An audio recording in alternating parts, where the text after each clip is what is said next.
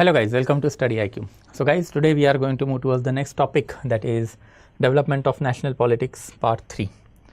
Obviously this particular part belongs to the extremist way of ideology as well as their methodology as well as their significance, criticism and historiography. But before this we have already seen कि nationalism को develop करने के parameter. Thereafter this nationalism was spread by pre-INC as well as early leadership of the INC. ये pre-INC as well as early leadership of INC consisted of the moderate methodologies, moderate ideology, उनका significance, criticism, and thereafter moderate historiography is something that we have already covered. And यही moderates cover up करने के बाद we now need to move towards the extremist. But again, इस पे जाने से पहले you'll get access to the PPT on the Telegram channel of ours guys. And if you are having any kind of the doubt that you want to ask it to me, then you can ask it to me on the Instagram channel of ours. So let's move forward कि basically today's topic is related to the extremism. हम लोगों ने पहले ही देख के रखा था कि अब धीरे धीरे a band of loyal citizen in British India is arriving. इसमें सबसे पहले socio reformers were there and socio reformers were by and large the first generation of the Indian leadership or modern Indian leadership we can say. इन्हीं के founder थे राजा Ram Mohan Roy, and that's why Raja Ram Mohan Roy is also known as father of modern India या फिर father of the Indian renaissance also. इसके बाद ultimately हमने देखा था कि इन्हीं में से धीरे धीरे कुछ सेक्शन बाहर निकला and they preferred the political reform only and that particular section was moderate. And अब यही मॉडरेट्स के अगेंस्ट डेवलप होगा one more session, that is extremist. This extremist section obviously wanted to bring about more radical changes in India's political system and for that purpose इन लोगों ने अपने आप को moderate से अलग करना चालू कर दिया. In fact they were one of the earliest critic of moderate as well as moderate ideology. कि मॉडरेट की आइडियोलॉजी मतलब पेटिशन पॉलिटिक्स जो चल रहा है एंड देयर आफ्टर मॉडरेट्स के डिमांड्स जो है those are quite lenient and in that capacity we need to enter into masses and masses में जाके हम लोग हमारा पॉलिटिक्स खेलेंगे. That was the ideology of the extremist. तो ऑब्वियसली ये लोग one of the earliest critic रहे हैं of the moderate methodology and moderate methodology के अगेन जाके काम करना जो इन्होंने हमेशा से प्रेफर करके रखा हुआ था. ऑब्वियसली ये एक्सट्रीमिस्ट फैक्शन जो है हमेशा से इंडिया में बेसिकली क्रेडिट दिया जाता है कि लोकमान्य तिलक से ऑनवर्ड चालू हुआ, but obviously Lokmanya Tilak was not a founder of the extremist ideology. The real founder was the growing we can say India में जो रिफॉर्म ऑर्गेनाइजेशन चल रहे थे as well as revivalistic organization चल रहे थे. वहीं से समवेयर डाउन द लाइन ये सारी की सारी आइडियोलॉजी जो है वो क्रिप इन हुई है. इनफैक्ट अगर हम लोग ये तीनों में से दो लीडर की बात करें, Lala Lajpat Rai he himself was one of the founder member of the Dayanand Anglo Vedic and in that capacity he belong to we can say Arya समाज. एंड वैसे ही लोकमान्य तिलक के बारे में भी हमने देखा था कि one of the reformist association that is Poona सार्वजनिक सभा, दिस पर्टिकुलर ऑर्गेनाइजेशन जिसके one of the founding member रहे हैं एम जी रानडे के बाद ये ऑर्गेनाइजेशन तिलक के हाथ में गया हुआ था. तो वी कैन क्लियरली से कि this particular thought was not there before 1850 but 1850 onward जो है ये थॉट हम लोग को दिखाई दिया है एंड 1890s आते आते अल्टीमेटली ये थॉट जो है तिलक के नाम पे बहुत ही इलैबोरेटली इंडिया में असर्ट होना चालू हो गया. वो क्यों, इसकी थोड़े टाइम में बात करेंगे. But obviously this extremist ideology was present in our country starting from 1850s 60s in the form of the reform organization as well as revivalistic organization. And यही reform revivalistic organization में से एक certain section was bound to get out of those reform, religious reform, and they were bound to create a new kind of the political ideology in our country. This new political ideology which was starting to go against moderate or which stood directly against moderate is basically our extremist ideology. And obviously फिर ये particular ideology ने 1905 आते आते काफ़ी concrete steps लेने चालू कर दिए.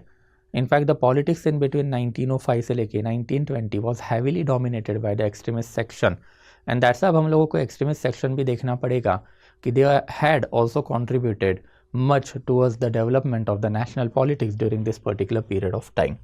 तो let's move forward in this regard कि अगर हम लोग आइडियोलॉजिकल बेसिस की बात करें देन ऑब्वियसली आइडियोलॉजिकल बेसिस में मॉडरेट्स के एकदम ही अपोजिट आइडियोलॉजिकल बेसिस एक्सट्रीमिस्ट लोगों का रहा है and in that capacity they always rejected westernization of our country. By and large इसमें से अगर तिलक की बात करें and thereafter even Lala Lajpat Rai की बात करें तो you can clearly see both of them belong to a revivalistic kind of the ideology And in this revivalistic kind of the ideology, they always hark back to past. And obviously that becomes first and primary aspect of the entire movement. कि ये लोगों ने अब धीरे धीरे India को अपनी पास glory के बारे में बताना चालू करके रखा था।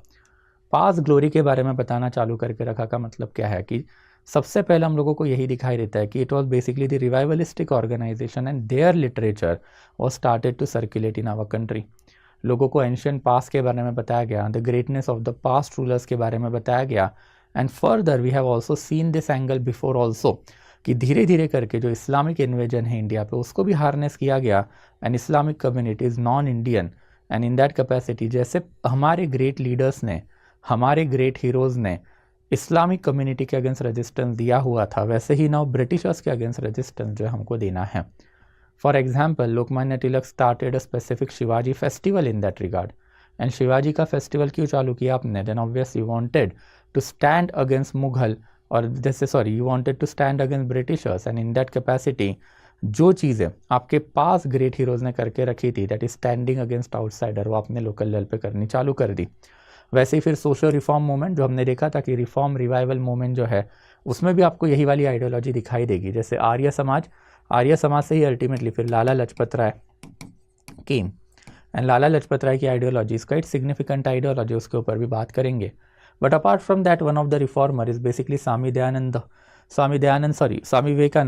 विवेकानंद जी, जो इनके बारे में भी हमने पढ़ा था। And he was also carrying out lecture tours in 1890s in order to propagate extremist thoughts among the people कि greatness of the Hindu religion and that greatness of the Hindu religion depends upon the वेदांतिक system. ये वेदांतिक system का जो greatness है उसको वापस से India में assert करना है। एंड इन दैट कैपेसिटी हम लोगों को इंडिया में वेस्टर्नाइजेशन के खिलाफ खड़ा रहना है। वैसे ही next one is extremist respect and opposition to moderate कि अल्टीमेटली ये भी हमेशा सिग्निफिकेंट रहा है कि बेसिकली भले ही ये particular ideology was against moderate, but moderate तौर तरीके भले ही इन्होंने अपोज करके रखे हुए थे, बट फिर भी इन्होंने मॉडरेट लिटरेचर काफ़ी एलैबोरेटली हार्नेस करना भी चालू किया था। ये चीज़ मैंने आपको पहले ही बता के रखी हुई थी कि अगर हम लोग बात करें कि अब ये नेशनल पॉलिटिक्स में moderates have given certain literature to the extremist also, जिसको हार्नेस करके एक्सट्रीमिस्ट अपना मास पॉलिटिक्स खेलेंगे। इट वॉज मॉडरेट जिन्होंने अर्लियर लेवल पे कॉलोनियल क्रिटिक दिया था, लोगों को नेशनल बनाना चालू किया था। In that capacity moderates had written poverty and un British rule of India, economical history of our country. And यही लिटरेचर अब धीरे धीरे इंडिया में स्प्रेड करने का काम एंड ब्रिटिशर्स के खिलाफ एटमॉस्फेयर क्रिएट करने का काम जो ये लोग करेंगे। And obviously the need of building new India, and in this particular new India there was no space for Britishers. Extremist ideology in that regard was always anti Britishers. Rather than taking help of the western sciences, western technology, we will hark back to past and अपने ही पास में जो science and technology and जो philosophy थी उसको harness करना जो हम लोग चालू करेंगे। तो this particular ideology was to the core against Britishers, to the core even against we can say moderate, and they always refuse to take any goodness of the western civilization within India. And in that capacity ये particular ideology India में फिर ज़्यादा चली भी नहीं। अब ये भी हम लोग over a period of the time देखेंगे कि इवन एक्सट्रीमिस्ट सेक्शन इन लोगों को उस ज़माने में इतना ज़्यादा सपोर्ट लोकल लेवल पे नहीं मिला। It was only under Gandhi जब मास पॉलिटिक्स जो इंडिया का काफ़ी सिग्निफिकेंट लेवल पे बाहर आएगा। But this is something that we can say the ideological basis of the extremist people कि हम लोगों को अब क्या करना है। हम लोगों को मॉडरेट के खिलाफ जाना है, हैवी वेस्टर्नाइजेशन के खिलाफ जाना है, रिफॉर्म रिवाइवलिस्टिक आइडियोलॉजी का सहारा लेना है, एंड इंडिया में एंशियंट पास्ट जो है उसकी ग्रेटनेस बता के लोगों को नेशनल करना है।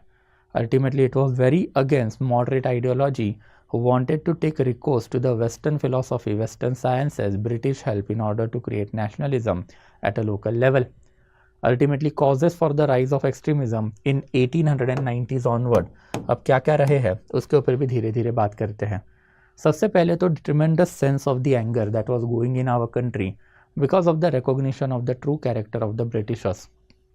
We have already seen कि Lord Ripon and after even उनके पहले लॉर्ड लिट्टन के टाइम पे सर्टन इंस्टेंसेस हैड ऑकर्ड, जैसे दरबार ऑफ दिल्ली हो सकता है, आर्म्स एक्ट हो सकता है, वर्नाकुलर प्रेस एक्ट हो सकता है, या फिर इवन इलबर्ट बिल कंट्रोवर्सी हो सकती है।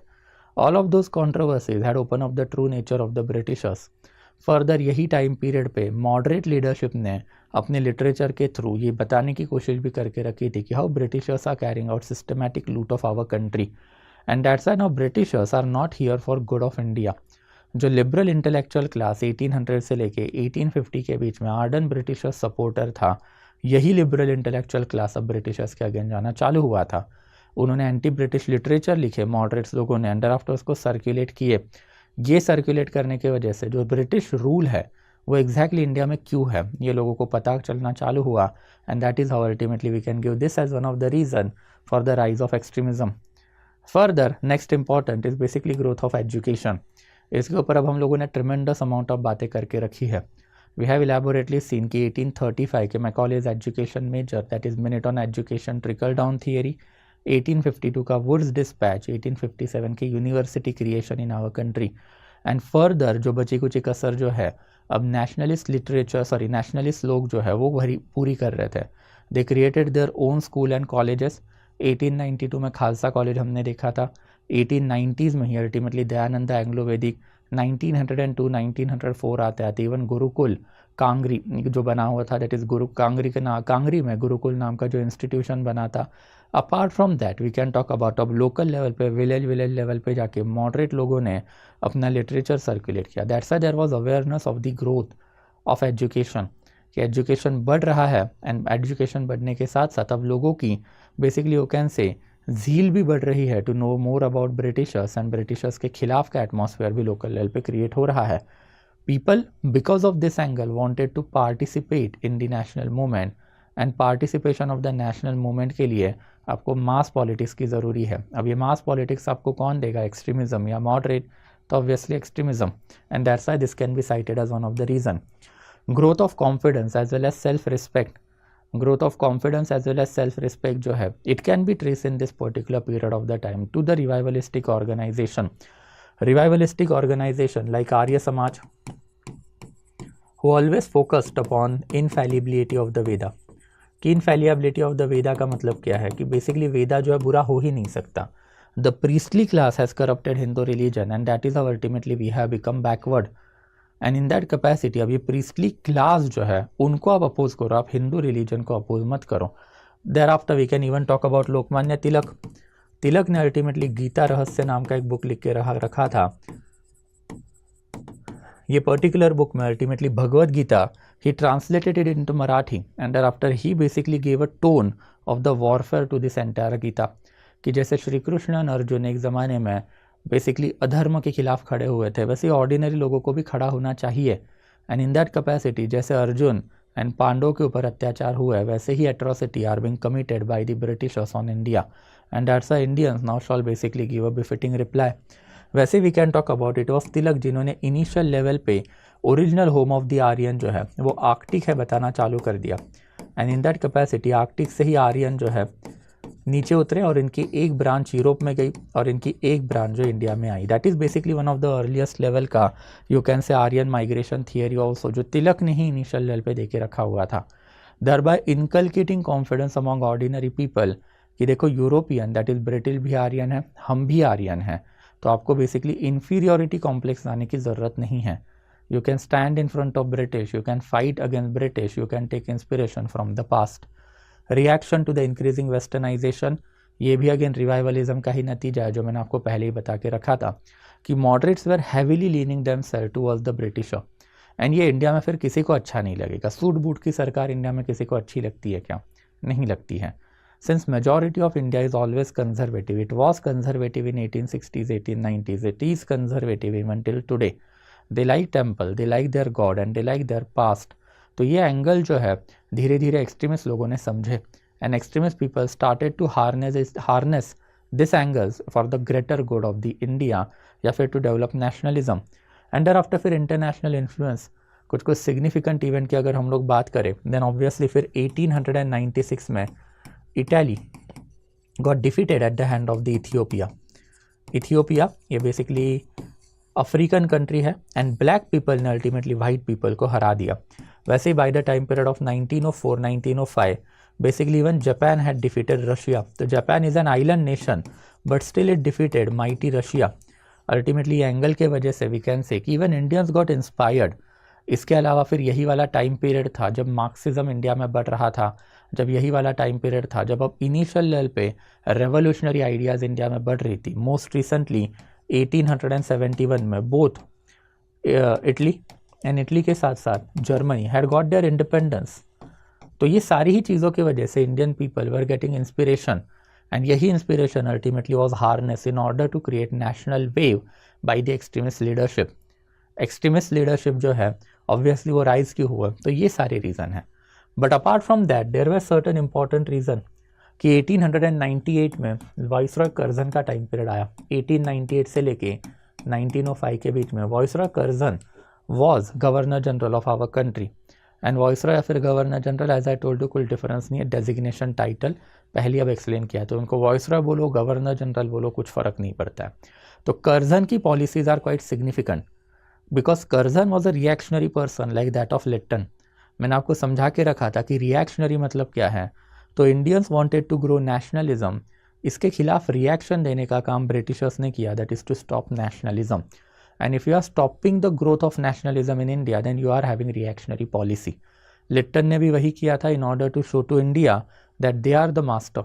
He created Arms Act, Vernacular Press Act to reduce Indians into administration, Indian Civil Services Act, and thereafter to rub salt on the wounds of the famine-stricken Bengal. He had created 1877 का दिल्ली दरबार, on which he expended 1 crore rupee just to confer title of Royal Empress on the British monarch. ये सारी ही चीज़ें काफ़ी significant है। वैसे ही चीज़ें ultimately फिर कर्जन ने की। कुछ इंपॉर्टेंट चीज़ें जो है that is official secret act, it curb freedom of press कि under the name of national interest और under the name of imperial interest at that period of the time British government can curb the flow of any information among public. ये क्यों लाया गया था? In order to stop the growing nationalism via literature as well as media. वैसे फिर Indian universities act, ये मैंने आपको पहले ही बता के रखा था कि universities will become hotbed of nationalism. Curzon realized it and that's in order to stop it university के सीनेट में ultimately majority people will be British nominated. ये प्रोविजन उन्होंने बनाए ताकि यूनिवर्सिटी के सीनेट के through curriculum and growing national politics university level का हम लोग रोक पाए। एंड फाइनली फिर partition of Bengal, it was created in order to dethrone Calcutta from its position as well as to divide Indian nationalism vertically। ये तीनों चीज़ें जो है हम लोग अब अगले वाले लेक्चर में जो मोस्ट प्रोबेबली कल ही होगा उसमें देखेंगे, स्वदेशी मूवमेंट में जाएंगे तब। बिकॉज यही सारी चीज़ों की वजह से तो कर्जन के खिलाफ and thereafter Swadeshi movement को प्रो एटीट्यूड जो है इंडिया में जनरेट हुआ। तो reactionary policies of the Curzon is also one of the reason. And thereafter basically presence of the militant school of thought, जो अभी थोड़ा टाइम पहले मैंने आपको बता के रखा था, उसका भी डाटा मैंने आपको दे के रखा है कि if we talk about the presence of the reactionary thought then modern revolutionary का जो टाइटल है वो हमेशा से ही जाता है basically this one, that is Vishnu Shastri Chiplunkar. या फिर विष्णु शास्त्री चिपळूणकर को नहीं है तो ऑब्वियसली फिर multiple 2-3 personalities depending upon region ये टाइटल चेंज होते हैं। But Vishnu Shastri Chiplunkar you can talk about. फिर इनके साथ साथ ultimately we can even talk about multiple other personalities, that is Rajnarayan Bose, Ashwini Kumar Dutt, thereafter even we can talk about Lal Bal Pal. ऐसे multiple leaders were preaching across India कि we need to go into masses.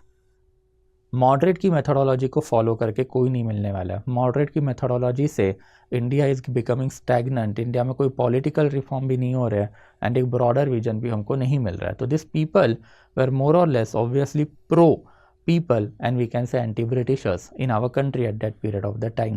तो multiple जो militant thoughts जो है वो भी ultimately India में available थे। एंड ये मल्टीपल जो मिलिटेंट थॉट्स जो इंडिया में अवेलेबल थे उसका भी इम्पैक्ट इंडियंस के ऊपर धीरे धीरे पड़ना ही था। It all started way back somewhere around 1860s 1870s and finally Tilak के नाम पे 1890s आते आते एक्सट्रीमिस्ट को अपना एक सुप्रीम लीडर धीरे धीरे मिलना चालू हुआ। अल्टीमेटली अगर एक्सट्रीमिस्ट की अगर हम बात करें तो इनके बेसिक टेनेट्स हमेशा वही थे कि सबसे पहले तो हेट करना हम लोगों को, फॉरेन रूल को। इन लोगों का स्वराज जो है वो हमेशा से ही गोल हुआ करता था, but Swaraj was the goal not only of the extremist, it was the goal of the moderates only. Moderates ने ही इनिशियल लेवल पे ये गोल देने का काम करके रखा था। इनफैक्ट ये स्वराज वाला वर्ड आया कहाँ से, तो इट वॉज गिवन बाय दादा भाई नौरोजी। एंड दादा भाई नौरोजी ने जो स्वराज मांग के रखा था इसके ऊपर लेटर ऑन बात भी करेंगे, वही अल्टीमेटली एक्सट्रीमिस्ट लोगों ने पिकअप भी कर दिया। Thereafter we need to carry out direct political action. They also had a belief in the capability of the masses and after they also stated that certain personal sacrifices are required. ये personal sacrifices किसके लिए चाहिए? In order to gain something from the Britishers. इसमें हमेशा से एक problem आपको दिखाई देगा कि एक्सट्रीमिस्ट सेक्शन जो है उन्होंने भी कभी भी इंडिया में कंप्लीट इंडिपेंडेंस की बातें नहीं की थी कि हम लोगों को इंडिपेंडेंस चाहिए क्या। Then absolutely not. देन ये एक्सट्रीमिस्ट एग्जैक्टली करना क्या चाहते थे? एक्सट्रीमिस्ट की आइडियोलॉजी बड़ी प्लेन एंड सिंपल रही है कि सबसे पहले एंड सबसे फॉरमोस्ट अगर हम लोग बात करते हैं तो एक्सट्रीमिस्ट आइडियोलॉजी में हम लोगों को ये चीज़ दिखाई देती है काफ़ी इलैबोरेट लेवल पे कि जो मॉडरेट चाहते थे कि certain political reform has to be there, and ये सर्टन पॉलिटिकल रिफॉर्म जो हम लोग करना चाहते हैं उसके लिए हम लोग सिर्फ और सिर्फ पेटिशन पॉलिटिक्स करेंगे। ये पेटिशन पॉलिटिक्स मतलब क्या है कि हम लोग एक पेटिशन ब्रिटिश गवर्नमेंट को भेजेंगे एंड ब्रिटिश गवर्नमेंट के थ्रू फिर अपने पॉलिटिकल रिफॉर्म अचीव करेंगे। तो moderate section when they were doing it and when basically extremist rose, तो एक्सट्रीमिस्ट लोगों ने भी इनिशियल लेवल पे यही बोला हुआ था कि भाई आपके डिमांड जो है वो हम लोग मानेंगे। एंड दैट्स अल्टीमेटली जो Swaraj which was demand of the moderates only, दादा भाई नौरोजी का ही ये डिमांड था, ये पेटिशन के थ्रू हमेशा बेसिकली ब्रिटिश गवर्नमेंट से मांगा जाता था। एक्सट्रीमिस्ट का वही कहना था कि since now we are living in a democracy, तो डेमोक्रेसी में अल्टीमेटली पीपल आर सुप्रीम। तो आप पेटिशन लेके सेंटर पे जाओ, हम लोग यही पेटिशन लेके मास पॉलिटिक्स में उतरते हैं। And for this purpose mass politics के लिए ही लोकमान्य तिलक ने कुछ मास पॉलिटिक्स के टूल जो है वो भी लोकल लेवल पे डेवलप किए कि what we are going to do, we are going to create Shivaji festival, we are going to create Ganpati festival, and thereafter ये फेस्टिवल में अल्टीमेटली जो बेसिकली पब्लिक गैदरिंग होगी, ये पब्लिक गैदरिंग में we will go and we will carry out political agenda. यहाँ पे public gathering में we will give our speeches and यही स्पीचेस में ultimately we will put our demand and demand put कर करके we will basically also incite masses in the favour of nationalism, and that was basically the agenda of the extremist section. India में हमेशा से basically इसको गलत तरीके से present किया जाता है कि extremist always demanded independence. No, not at all. In fact Tilak ने one of the earliest level पे इंडिपेंडेंस ये वर्ड जो है 1918 में निकाला हुआ था। उसके पहले ही had basically agreed to the swaraj, and swaraj जो है basically that remain by and large demand of the extremist section of our society. Ultimately यही स्वराज जो है, इसके ऊपर लेटर ऑन हम लोग बात करेंगे कि इट विल टर्न इनटू पूर्ण Swaraj under Gandhian leadership. But extremist लोग जो है हमेशा मास पॉलिटिक्स करना चाहते थे, एंड फॉर दैट पर्पज़ जो उन्होंने टूल्स बेसिकली बना के रखे थे, यही टूल्स अल्टीमेटली इंडिया में हिंदू नेशनलिज्म के लिए अब यूज़ होंगे। कि जो मैंने आपको बता के रखा था कि अगर मॉडरेट्स का बस चलता तो they were basically putting India to a secular nationalism, कि धर्म की बात नहीं करेंगे हम लोग, क्या करेंगे सिर्फ British East India Company and thereafter फिर ब्रिटिश गवर्नमेंट को क्रिटिसाइज करेंगे and we will create them as a common enemy. Mass politics extremist section इसमें एक स्टेप आगे गया। They not only harness reform revival philosophy, they not only harness India's past but they also harness India's festival. ये festival को भी अपने जब harness करना चालू कर दिया तो ऑब्वियसली क्यूमुलेटिवली किस पे चला गया, हिंदू नेशनलिज्म। बिकॉज आपकी आइडियोलॉजी हिंदू लोगों की है, आप एंशियंट पास की बात कर रहे हो, आप मीडिएवल पास की बात नहीं कर रहे हो, एंड आफ्टर फेस्टिवल जो वही हिंदू लेके आए हो। यही से तो अल्टीमेटली सारा प्रॉब्लम चालू हुआ। इसके वजह से ही वी कैन क्लियरली से कि अब धीरे धीरे जो है Islamic section, not only Islamic but also Christian but also Sikh, thereafter later on even Buddhism, Jainism, Zoroastrianism and thereafter फिर Jewish religion, सारे ही रिलीजन जो है नेशनल मूवमेंट से अलूफ होते हुए आपको दिखाई देंगे। बाकी लोग तो फिर भी अभी तक इंडिया में इतने ज़्यादा मेजॉरिटी में नहीं है, बट फिर ये लोगों ने अपना रिलीजियस नेशनलिज्म चालू कर दिया, दैट इज़ खालिस्तान। कि जैसे हमारी फ़िलॉसफी, हमारा पास्ट एंड हमारे फेस्टिवल, ये भी तो बोलेंगे कि हमारा पास्ट, हमारी फ़िलॉसफी, हमारे फेस्टिवल, ये भी बोलेंगे हमारा पास्ट, हमारी फ़िलॉसफी, हमारे फेस्टिवल। इनका पास क्या है तो ऑब्वियसली इनका पास जो है पंजाब है। इनका बेसिकली रिलीजन क्या है तो ऑब्वियसली सिख रिलीजन है, सिख रिलीजन के स्क्रिप्चर है, एंड आफ्टर इनके फेस्टिवल के थ्रू अल्टीमेटली क्या करेंगे, खालिस्तान का डिमांड जो है अब बेसिकली लोगों के सर में डालना चालू करेंगे। Same will be done over here also. तो एक्सट्रीमिस्ट आइडियोलॉजी का जो मास पॉलिटिक्स का तरीका था, ये मास पॉलिटिक्स का तरीका काफ़ी सिग्निफिकेंट माना जाता है कि that is where ultimately initial period पे वी कैन से कि धीरे धीरे इंडिया का जो नेशनलिज्म वाला जो प्रोसेस है वो डीरेल भी होता हुआ हम लोग को दिखाई दिया। इसके ह्यूज रिपरकशन अब इंडिया पे पड़ेंगे, वो रिपरकशन जो हम लोग लेटर ऑन देखेंगे भी। But I hope it is quite clear कि ये जो बेसिक टेनेट्स रहे हैं, ये बेसिक टेनेट्स में यही सारी चीज़ है कि पर्सनल सैक्रिफाइसेस आर रिक्वायर्ड। क्यों? बिकॉज शिवाजी महाराज ने पर्सनल सैक्रिफाइस करके रखे हुए थे। वैसे ही एक ज़माने में अल्टीमेटली गणपति भगवान ने भी पर्सनल सैक्रिफाइसेस करवा के रखे हुए थे। वैसे ही अल्टीमेटली फिर अर्जुन जो है उन्होंने भी पर्सनल सैक्रिफाइसेस करवा के रखे हुए थे। कैपेसिटी ऑफ द मासेस, ये भी काफ़ी सिग्निफिकेंट है because mass pressure is required. Mass pressure के बिना डेमोक्रेटिक गवर्नमेंट काम करेगा क्या? तो अगर डेमोक्रेसी में गवर्नमेंट को अगर आपको कुछ मांगे देनी है तो आपके पास मासेस का प्रेशर चाहिए, and we need to keep faith in the masses so that they can put pressure upon government via coming on the road. वैसे अल्टीमेटली डायरेक्ट पॉलिटिकल एक्शन मतलब entering into the masses, moderate के demand को ही हम लोगों को support करना है बिकॉज दे वर अवेयर कि उन लोगों को ज़्यादा सपोर्ट इंडिया में उस ज़माने में नहीं था। इट वॉज मॉडरेट सेक्शन जिनके तौर तरीके एंड मॉडरेट सेक्शन जिनकी philosophical foundation was quite good. Even extremist section ने भी वो एक्सेप्ट करके रखा हुआ था। एंड देयर आफ्टर फिर हेट्रेड टुवर्ड्स फॉरेन रूल, जो मैंने बताया कि हमारा ज़मीन, हमारा पास्ट और हमारा धर्म, यही इसी चीज़ों के ऊपर extremist ideology use to work always. तो this is something that we can say about basic tenets. And यही बेसिक टेनेट्स लेके अब मल्टीपल लीडर जो है इंडिया के कोनों कोनों में जाना चालू होगा। ऑब्वियसली उसमें सबसे सिग्निफिकेंट नाम आता है बाल गंगाधर तिलक। बाल गंगाधर तिलक की अगर बात करें तो obviously was the real founder of the anti British movement as well as founder of the extremist ideology भी इनको बोला जाता है। कि एक्सट्रीमिस्ट आइडियोलॉजी या फिर एक्सट्रीमिस्ट तौर तरीके जो मैंने अभी आपको बताया कि मास पॉलिटिक्स पे जाना है तो कैसे करना है, तो आपने बेसिकली नेशनलिस्ट लिटरेचर मतलब हिंदू लिटरेचर का सहारा लिया। आपने गीता रहस्य लिखा, आपने बायोग्राफी ऑफ द शिवाजी भी आपने लिखी, and apart from that local level पे आपने आर्कटिक होम की थियरी जो है आर्यन लोग की वो भी देनी चालू कर दी। तो you harness your past, you harness your Hindu religion, and Hindu religion के ही political tools that is Ganapati Shivaji festival अपने हार्नेस किए in order to create anti British climate in our country. And that's why इनको रियल फाउंडर बोला जाता है of the mass movement of the extremism as well as anti British movement. इनके दो weekly रहे हैं, एक महारत्ता एंड आफ्टर एक केसरी। Mahratta is basically Maratha. मराठा का आज का प्रोनाउंसिएशन अलग है। During the time period of the medial India इनको मरहट्टे बोला जाता था। अब मरहट्टा जो है वो इंग्लिश में हो गया महारत्ता, एंड महारत्ता जो है वो over a period of the time हो गया मराठा। तो ये बेसिकली स्पेलिंग जो है इसको थोड़ा सा ठीक से देख लेना कि it is Maratha only, but इसको लिखने के टाइम पे महारत्ता लिखोगे तो ये बेसिकली उस ज़माने का मराठा का प्रोनाउंसिएशन हुआ करता था। एंड देयर आफ्टर फिर दूसरा जो है Kesari, Kesari and thereafter Maratha, ये जो है जिसमें मराठा जो इंग्लिश में, केसरी जो है वो मराठी में ये लोगों ने न्यूज़पेपर निकाले थे। ऑब्वियसली क्या करेंगे न्यूज़पेपर निकाल के, तो जो अपने व्यू पॉइंट है वो लोगों में बांटेंगे ताकि this newspaper will get circulated across India. Newspaper को लोग पढ़ेंगे एंड देयर आफ्टर न्यूज़पेपर के जो आर्टिकल है उससे अल्टीमेटली लोग जो है अपने आप को नेशनल बनाएंगे। And thereafter he was also the first person to go into jail. Later on इसकी बात करेंगे कि 1898 देयर आफ्टर फिर 1908 में on a 2 occasion he had basically gone on to jail. Jail में जाना है ये काफ़ी सिग्निफिकेंट एस्पेक्ट है बिकॉज मॉडरेट लीडरशिप से कभी एक्सपेक्ट नहीं करोगे आप कि they will enter into the jail.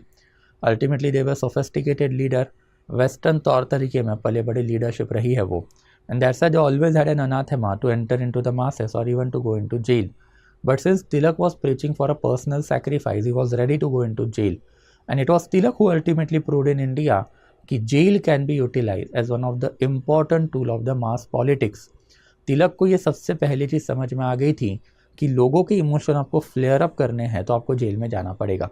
And that's why later on अब आप देखोगे कि तिलक के बाद हर एक इंपॉर्टेंट लीडर जो है वो जेल में भी जाएगा, जेल में रहेगा भी, and after it will be utilize as a tool to basically bring people on the road. And Tilak ने ये चीज़ जो है 1908 एंड उसके पहले 1898 में करके रखी थी। ये दोनों इंस्टेंसेस लेटर ऑन हम लोग बात करेंगे अगले 3-4 लेक्चर में। Apart from that he was also one of the founder member of the home rule league movement, इसके ऊपर भी लेटर ऑन हम लोग बात करेंगे। एंड देयर आफ्टर ये उन्हीं का स्टेटमेंट था। इनके 2 स्टेटमेंट हमेशा इंपॉर्टेंट है कि आपने जो रिलीजियस गैदरिंग करवाई थी यही रिलीजियस गैदरिंग में आपने स्टेटमेंट दिए थे। सबसे पहले 1895 में when he had basically convene Ganapati festival, तो 1895 के गणपति फेस्टिवल में Tilak had declared that Congress will not get anything by quacking once in a year like a frog. मेंढक की तरह साल में एक बार कूदने से कुछ नहीं मिलने वाला, बिकॉज हमने देखा था कि Congress was working on it's annual session, and यही एनुअल सेशन में कांग्रेस अपना एजेंडा डिसाइड करता था, पिटीशन भेजता था, फिर लॉक करके घर चले जाते थे। फिर रेस्ट 9-10 मंथ्स के लिए this people will carry out their own काम धंधा एंड देयर आफ्टर फिर अगेन नवंबर दिसंबर में दे विल बिकम एक्टिव। तो मेंढक की तरह एक साल में कूदने से कुछ नहीं होने वाला है। You are not going to get anything by quacking once in a year like a frog. And फिर सेकेंड इंपॉर्टेंट स्टेटमेंट था कि swaraj is my birth right and I shall have it, कि स्वराज जो है बेसिकली मेरा बर्थ राइट है and वो मैं बेसिकली लेके रहूँगा। ये भी स्टेटमेंट जो है तिलक ने 1916 में दिया हुआ स्टेटमेंट है in one of the religious gathering. तो इससे anti British anti moderate philosophy जो आपको काफ़ी इलेबोरेटली दिखाई देगी लोकमान्य तिलक की। तिलक का कंट्रीब्यूशन ऑब्वियसली बहुत ज़्यादा है over a period of the time, इसकी बातें जो हम लोग करेंगे अभी तो बस ऊपर ऊपर से आप देखो। सेकेंड इंपॉर्टेंट पर्सनैलिटी ऑब्वियसली फिर Lala Lajpat Rai. He is also called as a lion of Punjab. And lion of Punjab के साथ साथ Lala Lajpat Rai is quite curious personality. Lala Lajpat Rai जो है इंडियन नेशनल कांग्रेस के लीडर भी रहे and as I told you in the last lecture कि over a period of the time he will become disgruntle leader also. इनके पॉलिटिकल करियर की शुरुआत आर्य समाज से हुई। Ultimately with in Arya Samaj he created his own faction that is Dayanand Anglo Vedic वाला faction. And ये faction के बाद धीरे धीरे started to enter into Congress. But Congress में जाने के बाद when he see heavy westernisation then he started to side with Tilak, because थे तो रिवाइवलिस्टिक ना, आर्य समाज के ही मेंबर थे। एंड ये पर्टिकुलर एंगल में अल्टीमेटली उन्होंने मल्टीपल बायोग्राफी लिखी। शिवाजी की बायोग्राफी हो सकती है, महाराणा प्रताप की बायोग्राफी हो सकती है, महाराजा रंजीत सिंह की बायोग्राफी हो सकती है, इवन जो वेस्टर्न रेवोल्यूशनरी है जैसे गारिबाल्डी है, माज़ीनी की, उनकी भी बायोग्राफी लिखी। Thereafter he also conducted tours across Punjab area in order to incite masses. Somewhere down the line 1905 के स्वदेशी मूवमेंट में भी उनका एक काफ़ी सिग्निफिकेंट रोल रहा है। एंड thereafter फिर 1916 के बाद जैसे हमने देखा था कि धीरे धीरे he will become disgruntle leadership. Towards the end of his life फिर अल्टीमेटली स्वराज भी चला गया, इंडिपेंडेंस भी चला गया। He turned out to be a British supporter. He was one of the member of the responsivist faction जो मैंने आपको बता के रखा था, जिसकी हम लोग बात भी करेंगे जब 1920s में जाएंगे तब, कि ये रिस्पॉन्सिविस्ट फैक्शन मतलब कांग्रेस का वो फैक्शन है जो ब्रिटिशर्स को सपोर्ट करेगा। एंड ब्रिटिशर्स को सपोर्ट क्यों करेगा? In order to bring maximum possible benefit for Hindu religion. However unfortunately in 1928 when he was opposing Simon Commission, ऐसा नहीं कि साइमन कमीशन को उन्होंने अपोज किया, सभी ने किया था, ये भी याद रखोगे कि it is one of the last instance in our national politics जहाँ पे हम लोग को अटमोस्ट यूनिटी दिखाई देती है। एंड साइमन कमीशन को अपोज करने के टाइम पीरियड पर उन पर जो लाठीचार्ज हुआ उसमें ही पास्ट अवे। इसकी वजह से एक नया चैप्टर इंडिया में ओपन अप होगा, दैट इज़ भगत सिंह वाला, जो लेटर ऑन हम लोग देखेंगे भी।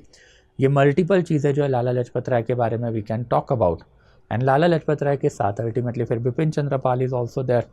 बिपिन चंद्र पाल को इंडिया में फादर ऑफ रेवोल्यूशनरी थॉट्स भी माना जाता है।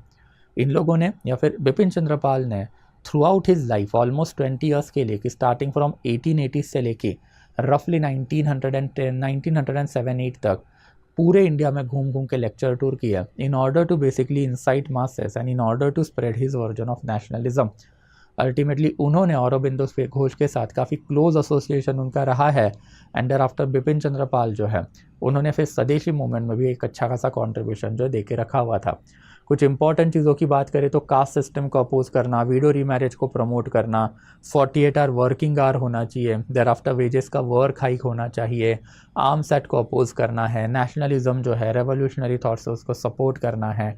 ये मल्टीपल वर्क्स इन्होंने लोकल लेवल पे करके रखे हुए थे। However his work was never a concrete work. He was a kind of a teacher, a philosophical person. तो मल्टीपल सेक्शन के साथ कांटेक्ट में रहना एंड इनको फिलोसॉफिकल बैकग्राउंड प्रोवाइड करना, ये उनका सबसे प्राइमरी वर्क रहा है।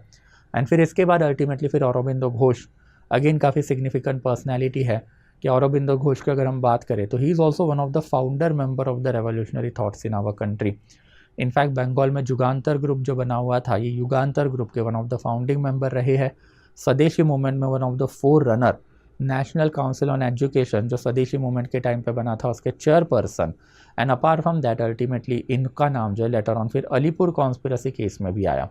अलीपुर कॉन्स्पिरसी केस क्या है इसके ऊपर अभी नहीं, बाद में बात करेंगे, अभी के लिए बस फैक्चुअल डाटा में याद रखना है। बट ये सारी ही चीज़ अगर आप देखोगे कि Lala Lajpat Rai, thereafter Bipin Chandra Pal and thereafter Aurobindo Ghosh, ये 3 लीडर और इनके पहले तिलक, ये सारे ही लीडर जो है अब ये 1890 से लेके 1910 के बीच में एकदम ही ज़्यादा आपको एक्टिव दिखाई देंगे। एंड दैट्स ये पीरियड जो हमेशा एक्सट्रीमिस्ट डोमिनेटेड पीरियड माना जाता है। 1908 में जैसे अलीपुर कॉन्स्पिरेसी केस में इनका नाम आ गया, धीरे धीरे ही withdrew himself from the politics and after ultimately retirement लेके पौंडीचेरी चले गए। ये भी एक इनका एक सिग्निफिकेंट क्रिटिसिज्म, इसको अभी के लिए याद रखोगे, जब रेवोल्यूशनरी एक्सट्रीमिज्म में जाएंगे तो इसको मैं थोड़ा सा और आगे बढ़ाऊंगा। अल्टीमेटली इनकी मेथोडोलॉजी जो अभी मैंने आपको बता के रखी हुई थी कि सबसे पहले एंड सबसे फॉर्मल जो है दे वर एंटी मॉडरेट, कि इन लोगों को कभी भी ब्रिटिश बेनेवोलेंस के ऊपर भरोसा नहीं था। एंड ब्रिटिश बेनेवोलेंस मतलब not only British government in India but also British parliament and British public. जो कांग्रेस कर रहा था, इफ़ यू रिमेंबर, हमने देखा था कि Congress government of India as well as British government दोनों को पिटीशन भेजता था एंड ब्रिटिश पब्लिक की ओपिनियन इंडिया के फेवर में लाने की कोशिश कर रहा था। मॉडरेट सेक्शन प्रिसाइडली, एंड यही सेक्शन के खिलाफ अल्टीमेटली इन्होंने क्या किया, मास पॉलिटिक्स खेलना चालू किया। They have always had passion for liberty as well as sacrifice, and passion for liberty as well as sacrifice मतलब जो अभी मैंने आपको बताया कि देश जो है अगर उसमें आपको पॉलिटिकल रिफॉर्म चाहिए देन ऑब्वियसली लोगों को अपने हाथ में देश की पॉलिटिक्स लेनी पड़ेगी। एंड दैट इज़ हाउ धीरे धीरे फिर स्वराज वाला डिमांड, एंड स्वराज वाले डिमांड के बाद फिर एक कंप्लीट इंडिपेंडेंस भी आएगा। Even in Gandhian methodology we find extremism, जिसकी लेटर ऑन हम बात करेंगे। They always worked on the emotionally charge nationalism, कि नेशनलिज्म जब आप सेक्युलर की बात करते हो तो हमेशा एक रैशनल नेशनलिज्म होता है। वो आपको पता है कि आपके लिमिटेशन क्या है एंड आपको एग्जैक्टली क्या करना है क्या नहीं करना है। However once you go into this particular kind of the nationalism that is ancient past, Hindu religion, Karan Arjun, वो वाली चीज़ अगर आपने ला दी तो it is an emotionally charge nationalism. यानी इमोशनली चार्ज नेशनलिज्म का एक काउंटर इफेक्ट इंडिया पे होगा। That counter effect is basically revolutionary activity अब इंडिया में धीरे धीरे बढ़ेगी। जो मैंने आपको पहले ही बता के रखा था कि socio reformer, moderate, extremist and extremist के बाद अब रेवोल्यूशनरी लीडरशिप भी आएगी। क्यों आई वो? अल्टीमेटली इन्होंने ही तो एक इमोशनली चार्ज नेशनलिज्म इंडिया में क्रिएट किया कि हमारा देश, हमारी भारत माता, हमारा धर्म, हमारा लैंड, एंड आफ्टर अब क्या हो रहा है। तो जागो भाई, आपका खून तो खोलना चाहिए, अगर खून नहीं खोलेगा तो कैसे चलेगा। तो ये भी इनका हमेशा एक हॉलमार्क रहा है। एंड आफ्टर ऑब्वियसली फिर मास पॉलिटिक्स जो कैसे खेला गया अभी मैंने आपको बता के रखा हुआ था कि मास पॉलिटिक्स की जब हम बात करते हैं तो obviously for that purpose religious tools were harness. पहले तो रिफॉर्म, रिवाइवलिस्टिक ऑर्गेनाइजेशन की फिलॉसफी, अपने पास के ऊपर आपने लिखना चालू किया, अपने फेस्टिवल आपने हार्नेस किए, तब जाके लोग घर के बाहर उतरे एंड इसमें जाके अल्टीमेटली अपने अपने स्पीचेस दिए जिसमें अपने आपकी डिमांड भी रखी एंड आफ्टर लोगों को इंसाइट करना भी चालू किया। That is basically emotionally charge nationalism जो है वो आपने बेसिकली बना के रखा हुआ था। अल्टीमेटली एक्सट्रीमिस्ट सेक्शन की जो मेथोडोलॉजी रही है, यही मेथोडोलॉजी से इंस्पायर होकर अब एक रेवोल्यूशनरी लीडरशिप भी इंडिया में आएगी, बट उसके ऊपर फिर लेटर ऑन बाद वाले लेक्चर में। एंड यही मॉडरेट और एक्सट्रीमिस्ट का अगर हम लोग सिग्निफिकेंस एंड क्रिटिसिज्म देखें तो वो भी हमेशा सिग्निफिकेंट ही रहा है।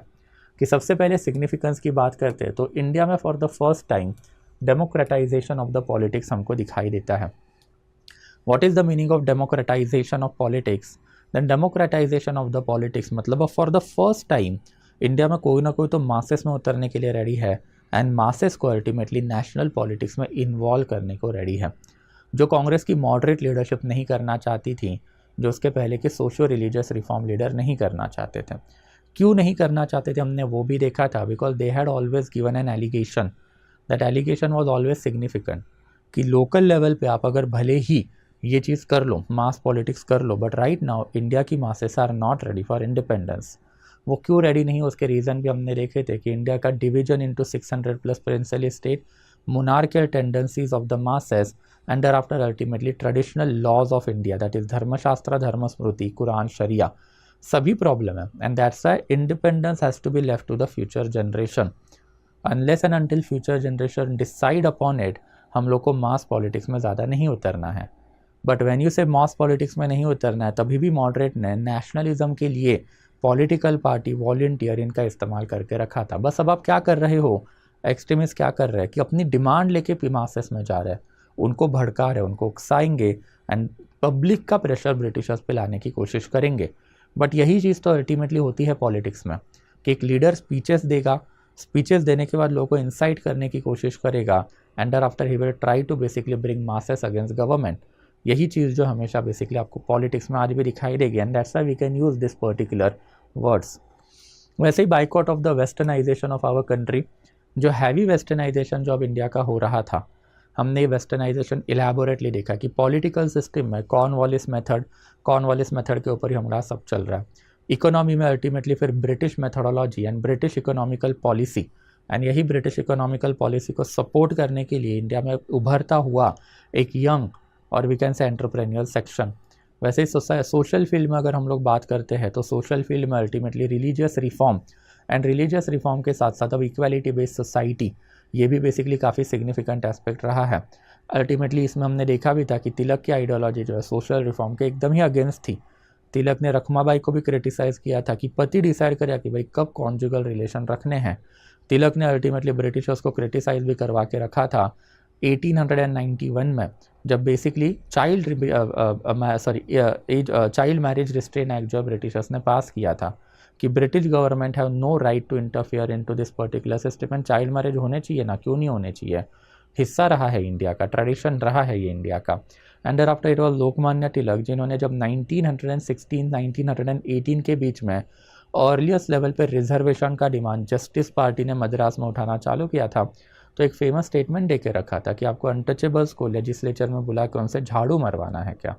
तो अल्टीमेटली फिर ये क्या है कि वेस्टर्नाइजेशन जो इंडिया हो रहा है, ऑब्वियसली इसके कुछ पॉजिटिव एंगल या निगेटिव एंगल है, but this ideology that is extremist ideology ने इसको पूरी तरीके से इरेडिकेट करना ही चालू करके रखा था कि हमारा धरती मतलब भारत माता, हमारा पास मतलब Hindu religion and Hindu religion के कोर प्रिंसिपल ये इंडिया में अल्टीमेटली वापस आने चाहिए।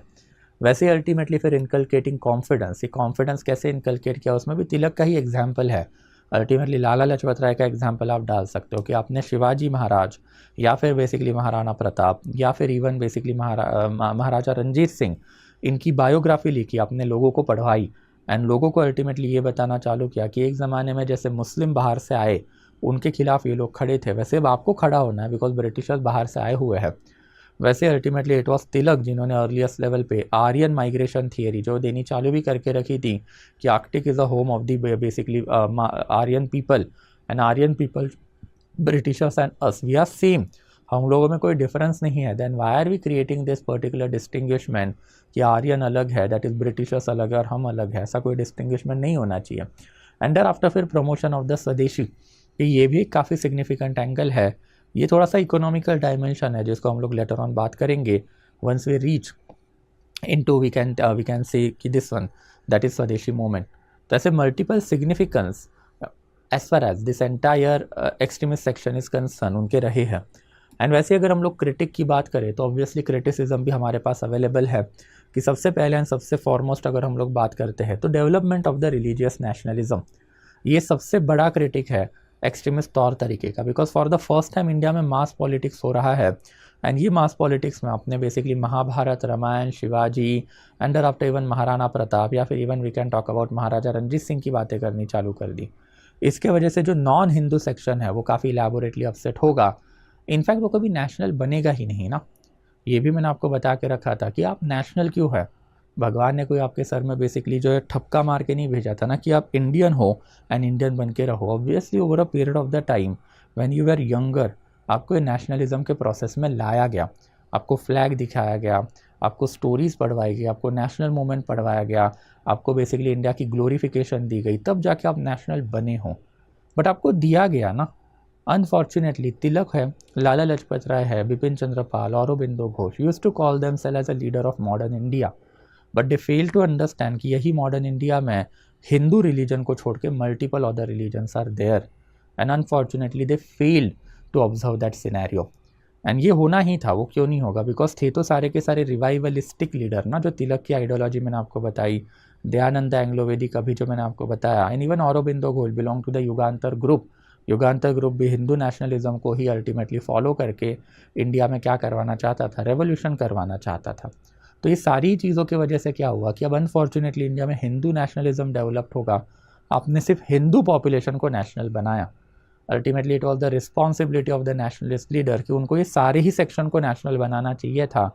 दे chose ultimately only one section कि जिनमें अब ये नेशनलिज्म आएगा, एंड दैट इज़ अब अल्टीमेटली अब इंडिया में रिलीजियस नेशनलिज्म जो आना चालू हुआ। एज आई टोल्ड यू कि अब धीरे धीरे सिख रिलीजन अपना रिलीजियस नेशनलिज्म करेगा एंड देयर आफ्टर अपने खालिस्तान की मूवमेंट कराएगा। व्हाट इज़ खालिस्तान वाला मूवमेंट ना, कि भाई पंजाब लैंड जो है ये अल्टीमेटली सिख रिलीजन का लैंड है। एंड देयर आफ्टर ये सिख रिलीजन के लैंड जो है ये हम लोगों को वापस चाहिए। For that purpose Sikh religion is harnessed elaborately. तो हमारा एक रिलीजन है, हमारे रिलीजन के प्रिंसिपल है। वैसे अल्टीमेटली हमारे बड़े बड़े राजा महाराजे रहे हैं, ये बड़े बड़े राजा महाराजाओं ने हमारे लिए काम किया। In fact that was true also. हमने महाराजा रणजीत सिंह देखे हुए हैं कि उन्होंने फिर 1809 में ही ये डिक्लेयर करके रखा था कि Sutlej is a natural frontier of our country. उसके नीचे इंडिया है भाई, उसके नीचे पूरा का पूरा खालिस्तान है, पंजाब है। एंड वैसे ही अल्टीमेटली फिर एक separate nation for the Islamic religion भी आएगा कि भाई हमारा रिलीजन है। देयर आफ्टर अल्टीमेटली फिर हमारे भी हीरोज़ हैं। हमारे हीरोज़ कौन है? फिर अल्टीमेटली औरंगज़ेब है हमारे पास अल्टीमेटली फिर अकबर है। एंड ये हीरोज़ के साथ साथ दिस पर्टिकुलर लैंड जो है इंडिया का, that belongs to us. Ultimately ये सारी ही चीज़ों की वजह से हुआ क्या कि जैसे हिंदू रिलीजन ने अपना एक सेपरेट भारत ले लिया, बिकॉज भारत ये वर्ड ही बेसिकली हिंदू वर्ड है ना, ये संस्कृत वर्ड है। एंड ये संस्कृत वर्ड से अल्टीमेटली सिर्फ और सिर्फ हिंदू पॉपुलेशन ही अस्क्राइब कर पाया। तो वैसे अल्टीमेटली इन्होंने अपनी डिमांड की, they took away their independence in 1947, that is Pakistan. ये भी डिमांड करेंगे and they will take away their independence? No. Ultimately ये डिमांड इंडिया में आज भी चल रहा है और उसके वजह से जो प्रॉब्लम है वो भी अब हम लोगों ने देख के रखे हुए हैं। तो इसका एक ह्यूज ब्लेम इन्हीं पे जाता है, because you are the forerunner, you are the founder of this ideology. And as a founder of this ideology आपको फुल प्रूफ बनानी चाहिए थी कि मास पॉलिटिक्स एग्जैक्टली खेलना कैसे है एंड मास पॉलिटिक्स के पैरामीटर क्या हो सकते हैं। Later on Mahatma Gandhi will come out with his own parameter. तब उनमें जाएंगे तब देखेंगे कि वो पैरामीटर काफ़ी सिग्निफिकेंट निकले, कि वो पैरामीटर अल्टीमेटली हम लोग को दिखाई देता है कि उसमें इंडिया में काफ़ी फ़ायदा करवाया। But that is something for the latter period of the time.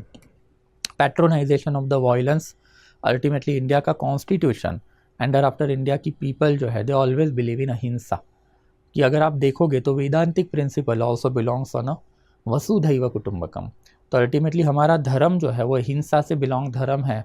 Constitution of India always propagate the values of peace and tolerance. And in that capacity आप इंडिया में मासेस को इंसाइट कर रहे हो। आपने बेसिकली रेवोल्यूशनरी आइडियोलॉजी को support करना चालू किया एंड फिर पुराने ज़माने के बेसिकली बड़े बड़े हीरोज़ हैं उनको हार्नेस करके ब्रिटिशर्स के खिलाफ आपने वायलेंस प्रीच किया। ऑब्वियसली आपने वायलेंस प्रीच किया तभी तो जाके अल्टीमेटली 1898 में साफेकर ब्रदर्स ने रैंड की जो है बेसिकली हत्या कर दी, मर्डर कर दिया, जिसके आरोप में तिलक गॉट अरेस्टेड। वैसे ultimately we can talk about कि अल्टीमेटली 1908 में अलीपुर कॉन्स्पिरसी केस में फाइनली औरोबिंदो घोष जो है उनका पर्दाफाश हुआ कि was a founder of the Jugantar group and in that capacity he was one of the personality जिन्होंने अल्टीमेटली जज किंग्सफोर्ड जो है उनको मारने के लिए कुछ इंपॉर्टेंट इक्विपमेंट जो प्रोवाइड भी करवा के रखे हुए थे। वैसे अल्टीमेटली अगर हम लोग इवन विनायक दामोदर सावरकर की बात करें तो विनायक दामोदर सावरकर जो है where he was studying in Fergusson college. And Fergusson college बनाया किसने है? तो ऑब्वियसली ये तिलक ने बनाया हुआ कॉलेज है। वैसे अल्टीमेटली अगर हम लोग बात करें भगत सिंह, हु इज़ भगत सिंह? तो भगत सिंह के बेसिकली जो चाचा है, मतलब पप्पा के सगे बड़े भाई, he was basically Ajit Singh. And Ajit Singh was one of basically the ally of Lala Lajpat Rai. And Lala Lajpat Rai and Ajit Singh जो है ये बेसिकली नेशनल पॉलिटिक्स किया करते थे। ये ग्राउंड के पीछे अल्टीमेटली रेवोल्यूशनरी एक्टिविटी प्रोपोगेट किया करते थे। उन्हीं का तो अल्टीमेटली भतीजा था, वी कैन से, मतलब बेसिकली भाई का बेटा, दैट इज़ भगत सिंह। तो ये सारी एंगल जब आप देखोगे तो आपको क्लियरली पता चलेगा कि this people were carrying out politics, national politics on one hand, and at the same period of the time they had sympathized with the violent ideology which was not going in tune with the Indian religion as well as with the constitution जो later on अपने को चाहिए था, जो India ने बनाया। And ultimately ये काफ़ी इंपॉर्टेंट चीज़ रही है। एंड देयर आफ्टर फिर derailment of the national process, कि derailment of the national process में अल्टीमेटली मॉडरेट जो है वो इंडिया को काफ़ी सेक्युलर आइडियोलॉजी के ऊपर and after west as well as east के जो बेसिकली सिंथेसिस करके एक बढ़िया आइडियोलॉजी के ऊपर बनाना चाहते थे। मॉडरेट के ऊपर भी अगर हम लोग देखें तो उनको कोई इंडिया के रिलीजन से हेट्रेड नहीं था। मॉडरेट्स की अगर हम लोग बात करें तो ऑब्वियसली सबसे सिग्निफिकेंट तो दादा भाई नौरोजी थे। He was not at all Indian, he was a Parsi person in that capacity we can say. And उस ज़माने में पारसी लोगों को इंडिया का नहीं माना जाता था। They always had subservient treatment in our country. And यही पारसी रिलीजन के होने के बावजूद he ultimately created that equality based attitude in India, and equality based attitude पे हम लोग को एक मॉडर्न इंडिया की बुनियाद रखनी है। अनफॉर्चुनेटली इसको क्रैक डाउन करके अपने हिंदू रिलीजन के जो बेसिकली वर्स्ट एंगल है वो बाहर लाने चालू कर दिए। And in that capacity woman की पोजीशन, अनटचेबिलिटी की पोजीशन को सपोर्ट करना, जैसे तिलक ने करके रखा था, वर्णाश्रम धर्म का रिवाइवलिज्म करना जो आर्य समाज लाला लाजपत राय चाहते थे। तो इसकी वजह से हुआ क्या कि इंडिया में हमेशा से वो काउंटर करंट जो प्रेजेंट रहा बहुत ही हैविली। एंड इंडिया में ये डिबेट आपको आज भी दिखाई देगा कि इंडिया को अगर आगे बढ़ना है तो कौन से रास्ते पे जाना है, कि मॉडर्न सेक्युलर फिलॉसफी पे हमको आगे बढ़ना है जो इंडिया में वेस्टर्न इंट्रोड्यूस फिलॉसफी है, या फिर हम लोग को हमारे धर्म पे आगे बढ़ना है, दैट इज सनातन धर्म पे आगे बढ़ना है। ये डिबेट के ऊपर मैंने आपको पहले भी बहुत नॉलेज दिया है, but it was basically thanks to the extremist कि ये डिबेट जो इंडिया में बनी रही। अगर मॉडरेट्स के बाद डायरेक्टली गांधीयन फेस आता, things would have been much different, but ultimately बीच का एक 15-20 ईयर्स का जो हायाटस था, इन दिस हायाटस अल्टीमेटली जो एक्सट्रीमिस्ट लोगों ने अपनी आइडियोलॉजी प्रोपोगेट करके रखी, उसका ह्यूज रिपरकशन इंडिया के लिए over a period of the time होने वाला है। और यही रिपरकशन जो अभी मैंने आपको एक्सप्लेन किए वो सारे, कि that is something that we can say about criticism of the moderate. तो कॉन्ट्रीब्यूशन भी रहा है एंड वैसे कुछ नेगेटिव पॉइंट जो वो भी आपको पता होने चाहिए। And finally that brings us to historiography, कि कमेंट भी तो देखने पड़ेंगे ना। अल्टीमेटली हम लोगों ने इंडियन नेशनल कांग्रेस देखी, इंडियन नेशनल कांग्रेस का मॉडरेट सेक्शन देखा, एक्सट्रीमिस्ट सेक्शन देखा। वी हैव सीन कि ये पर्टिकुलर आइडियोलॉजी के फिलोसॉफिकल फाउंडेशन क्या है, आइडियोलॉजी को प्रोपोगेट करने वाली पर्सनैलिटीज़ कौन सी है, इनकी बेसिक मेथडोलॉजी क्या रही है, इनका सिग्निफिकेंस क्या है और इनका क्रिटिसिज्म क्या है। एंड दैट्स वाई कांग्रेस के ऊपर आज जो बेसिकली लांछन लगाया जाता है या फिर आउटराइट क्रिटिसिज्म किया जाता है सोशल मीडिया में, अब उसके ऊपर हमको आके थोड़ा सा देखना पड़ेगा। एंड सबसे सिग्निफिकेंट इसमें स्टेटमेंट जो है ये बेसिकली किसका है, देन ऑब्वियसली तिलक का ही है। कि तिलक ने बेसिकली स्टेटमेंट देकर रखा था कि 1905 के अराउंड कि 2 new words have recently came into existence with regard to our policies, they are moderate and thereafter extremist. This words have specific relation to time and they therefore will change with the time. ये काफ़ी significant statement है। Extremist of today will be moderate of tomorrow, just as moderates of the extremist of the yesterday. मतलब क्या है, तिलक का कहना वही है कि ultimately moderate and extremist just a matter of time. जैसे एक ज़माने में सोशियो रिलीजियस रिफॉर्मर इंडिया में थे, एंड सोशियो रिलीजियस रिफॉर्मर के बाद जब मॉडरेट्स आए थे तो मॉडरेट्स को भी उस ज़माने में बेसिकली रैडिकल कंसिडर किया जाता था। रैडिकल कंसिडर किया जाता था मतलब क्या है कि भाई बहुत ही जहरीली आइडियोलॉजी है। आप ये कैसे कह सकते हो कि पॉलिटिकल रिफॉर्म चाहिए, इंडियंस को एडमिनिस्ट्रेशन में जाना चाहिए, इंडियन जो उनको इक्वालिटी बेस्ड ट्रीटमेंट ब्रिटिशर्स ने देनी चाहिए, वो तो माए बाप लोग हैं, उनका तो बहुत ही ज़्यादा फायदा इंडिया को हो रहा है, तो do not criticize them. And in fact basically socio religious reformer and moderates में भी वो झगड़े हमेशा से ही चलते रहे हैं, बट फिर भी मॉडरेट खड़े रहे कि no there is a time and this particular time is right that we need to move to a social political reform. In fact अगर आपको पता रहेगा तो इसके ऊपर मैंने आपको बता के भी रखा था कि सर सैयद अहमद खान ने ये बता के रखा था कि इंडिया में पहले सोशल रिफॉर्म होने चाहिए and thereafter India shall go towards the political reform. And in that capacity in order to oppose Indian National Congress इन्होंने यूनाइटेड इंडिया पैट्रियोटिक एसोसिएशन बना के भी रखी थी। ये तो बस एक ही एंगल है, बट अल्टीमेटली ये झगड़े आपको दिखाई देंगे socio religious reformer and moderate leadership के बीच में। And that's a moderate ideology भी एक ज़माने की रेडिकल आइडियोलॉजी थी अकॉर्डिंग टू तिलक, कि आप मॉडरेट और एक्सट्रीमिस्ट क्या लेके बैठे हो। अगर आप ये वर्ड लेके बैठ रहे हो then you need to understand कि ये मॉडरेट एंड एक्सट्रीमिस्ट जो है it's a matter of time. आज आप जिनको मॉडरेट बोल रहे हो 50 साल पहले उन लोगों ने जो फिलॉसफी एंड प्रिंसिपल लाए दे वर रेडिकल, एंड आज आप हमको एक्सट्रीमिस्ट बोल रहे हो तो हम लोगों ने जो फिलॉसफी एंड प्रिंसिपल लाए दोज आर रेडिकल। बट कल एक नेक्स्ट जनरेशन लीडरशिप आएगी and they will take this particular philosophy further forward, तो वो रेडिकल बनेंगे, तो उनको आप क्या बोलोगे। एंड हुआ ना, वो ultimately revolutionary leadership I and उनके ऊपर ultimately Gandhian leadership I. Gandhian leadership ने तो डायरेक्टली इंडिपेंडेंस का ही डिमांड किया एंड वो इंडिपेंडेंस लाया भी। तो this moderate and extremist word जो है ओनली प्योर केस जो है मैटर ऑफ टाइम है, एंड ये मैटर ऑफ टाइम जो है वही डिटरमाइन करेगा कि कौन सी आइडियोलॉजी मॉडरेट है एंड एक्सट्रीम है। The ultimate purpose of Tilak statement is that कि stop dividing Indian National Congress on the basis of this ideology. There is no such thing as moderate and extremist, everyone over here is a nationalist person and in that capacity हर एक अपने अपने हिसाब से India की तरक्की चाहता है।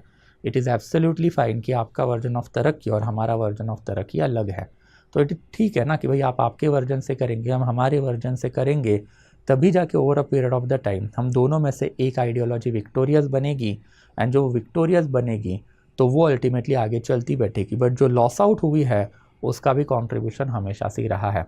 अल्टीमेटली दोनों आइडियोलॉजी मरने वाली है 1920 में, जब गांधीयन आइडियोलॉजी आएगी तब। बट इसका मतलब ये नहीं है कि मॉडरेट सही और एक्सट्रीमिस्ट सही, दोनों ने अपने अपने लेवल पे कंट्रीब्यूशन दे के रखा हुआ है और दोनों का कंट्रीब्यूशन हमने देखा है। एट द सेम टाइम दोनों ने गलतियाँ भी की है, एंड दोनों की गलतियाँ, दैट इज़ क्रिटिसिज्म, जो वो भी हमने देखे, and that is ultimately national politics move forward ना। अगर ये एक्सट्रीमिस्ट आज नहीं होते तो इंडिया में शायद रेवोल्यूशनरी थॉट्स नहीं होते, इंडिया में बेसिकली एंशिएंट पास्ट के ऊपर हम लोग को प्राइड नहीं होता, but at the same period of the time India में फिर हिंदू मुस्लिम के बीच में दंगे भी नहीं होते। And that is what you need to understand कि there is a contribution with a pinch of salt, कि मतलब एक सर्टन लेवल ऑफ गलतियाँ हर एक जनरेशन ऑफ लीडरशिप जो है वो करता ही करता है। एंड वही अल्टीमेटली फिर हिस्टोरियंस का भी कहना है कि सबसे पहले हिस्टोरियन सुनील खिलनानी का कहना है कि Indian National Congress was a complex organization embracing a range of ideology and advocating a wide range of strategies. Extremism was a part of its broader agenda, but by no means they were only part. And यही चीज़ मैंने आपको पहले से ही समझा के रखी, it's a pan Indian political platform. अगर 2024 में बैठ के अगर आप ये दिमाग में ला रहे हो कि नहीं यार ये मॉडरेट्स एंड एक्सट्रीमिस्ट जो है इसमें मॉडरेट ही अच्छे एंड एक्सट्रीमिस्ट बुरे, एंड कांग्रेस के ऊपर मॉडरेट का राज है, तो ये तो गलत हो गया, ऐसा नहीं होता है। Ultimately, what you need to understand, it was a pan-Indian political platform, and on this pan-Indian political platform, each and every entity was represented. यहाँ पे रिवाइवलिस्टिक लोग भी थे, यहाँ पे बेसिकली रिफॉर्मिस्ट लोग भी थे, यहाँ पे बेसिकली इंडिपेंडेंस को सपोर्ट करने वाले लोग भी थे, स्वराज को सपोर्ट करने वाले लोग भी थे, सोशलिस्ट भी थे, कम्युनिस्ट भी थे, and so on. Multiple political ideology जो उनको बन के कांग्रेस बना है, एंड दैट्स व्हाई कांग्रेस की कभी भी एक होमोजीनियस पॉलिटिकल आइडियोलॉजी नहीं रही है, and that is what ultimately Khilnani is basically stating. वैसे बिपान चंद्रा का भी सेम है कि Indian National Congress was an amalgam of different ideology including those of extremism.